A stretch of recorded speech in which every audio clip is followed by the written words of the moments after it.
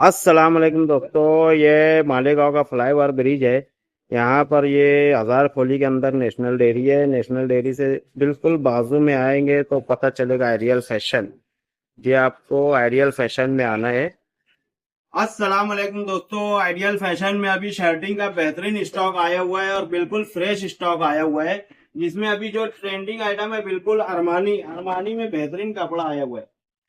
Shirting का बेहतरीन कपड़ा हुआ है। इसमें कलर भी बहुत एक से एक मिलेगा। डिजाइन बहुत अच्छी है और रेट बिल्कुल मुनासिब रहेगा। 300 रुपये की कच्ची शर्ट मिल जाएगी आपको। 300 रुपये की शर्ट पीस कच्ची मिल जाएगी अरमानी कपड़े में। इसमें कलर बहुत एक से एक रहेगा। पता याद रखे, आइडियल फैशन, हजार खोली, सखावत होटल के पीछे, मालेगांव।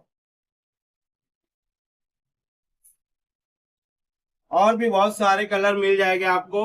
आइए विजिट करें। अस्सलाम वालेकुम।